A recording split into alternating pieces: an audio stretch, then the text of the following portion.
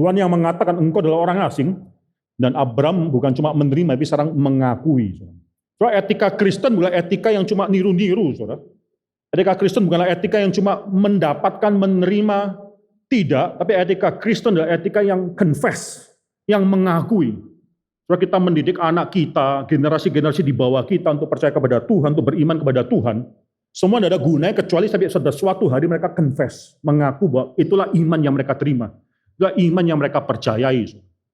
Betapa sukacita besar dalam hidup daripada seorang tua ketika melihat bahwa apa yang diajar pada suatu hari keluar dari mulut bibir anaknya sendiri. Yang mengakui bahwa dia memiliki iman yang dipercaya oleh orang tuanya tersebut. So, itulah etika Kristen. Kita bukan hanya mengatakan kita adalah orang musafir. Akuilah dalam hidupmu, memang kita adalah orang musafir. Roma pasal 10 ayat ke-9. Sebab jika kamu mengaku dengan mulutmu bahwa Yesus adalah Tuhan dan percaya dalam hatimu bahwa Allah telah membangkitkan dia dari antara orang mati, maka kamu akan diselamatkan. Soalnya di sini saudara, kata mengaku itu dalam Roma pasal 10 ayat 9 dengan Ibrani pasal 11 ayat 13 itu sama kata dasarnya. Seakan ini menunjukkan suatu public declaration ketika kita mengakui bahwa kita adalah orang sojourner, orang asing dan pendatang. Saya mau tanya, siapa di antara kita, sekitar kita, keluarga kita kah, orang-orang tempat kerja kita kah, atau orang-orang sekitar kita di kompleks rumah kita yang tahu bahwa kita adalah orang musafir? Siapa yang mengenal hal tersebut? Jadi ketika dia melihat rumah kita, dia pikir bahwa kita sedang mendirikan kerajaan dalam dunia ini. Hidupmu dalam dunia ini sebagai seorang tuan yang mencoba menguasai segala sesuatu, atau seorang musafir hanya berjalan saja.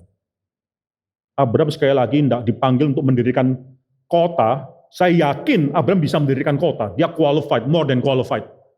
Tahun 1970-an ketika arkeologi menemukan kota, kemungkinan yang mereka pikirkan Sodom. Sodom bukan suatu kota yang berpuluh-puluh ribu orang di dalamnya. Tidak, saudara. Saya cukup kaget ketika membaca data ini. Karena Sodom adalah kota yang kecil. Kira-kira mungkin 1.200 orang di dalamnya. Dalam Kejadian pasal 14, ketika Abram mau berperang dengan 4 kerajaan di bawah Kedalaomer tersebut daripada Mesopotamia, surat dia dikatakan bahwa dia mengerahkan 318 orang yang sudah dilatih di dalam keluarganya, yang lahir dalam keluarganya, bukan yang dia dapatkan, yang lahir dalam keluarganya, yang sudah dilatih untuk perang, mungkin orang yang berumur 20 tahun yang ke atas. Saya pernah mengkira-kira besarnya keluarga Abram itu kira-kira mungkin 1.500 orang. Dia layak dan dia berhak untuk mendirikan kota. Dia tidak pernah mendirikan kota karena dia dipanggil untuk menjadi musafir. Saudara, apa yang sedang kita banggakan pada saat ini yang membuat kita akhirnya susah bergerak ketika Tuhan memanggil kita untuk bergerak?